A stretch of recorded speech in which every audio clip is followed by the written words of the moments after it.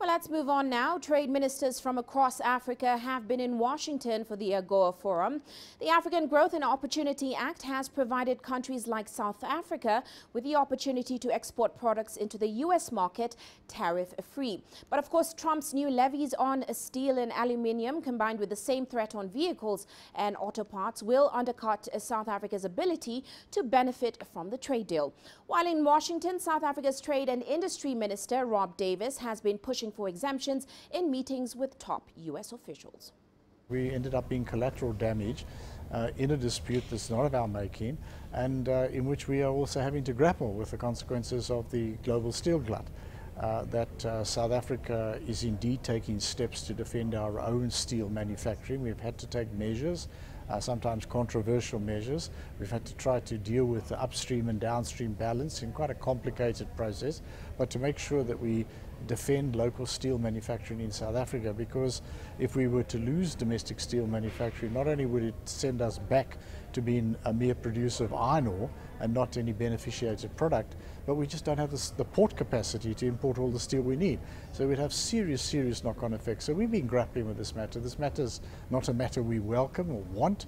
There's also the pending investigation on autos. We have been concerned that we are not the cause of any of these problems.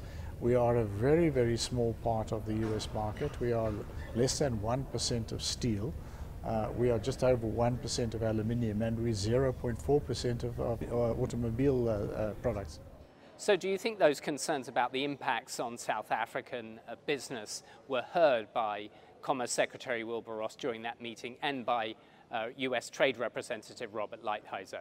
I don't think they cannot have heard what we said, because we put it very directly. You know, it's not that we are flooding the US with huge quantities of automobiles. We're not, but it is a market where we are extremely competitive. Actually, we've won our plants in South Africa have won JD Power Platinum Awards for the best quality imports into the United States. So it's one of the main ways that we benefit from AGOA.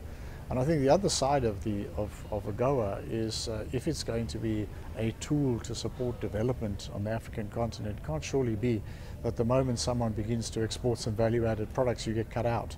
If it's like that, then it just means that it's only a tool to keep us where we are as producers and exporters of primary products.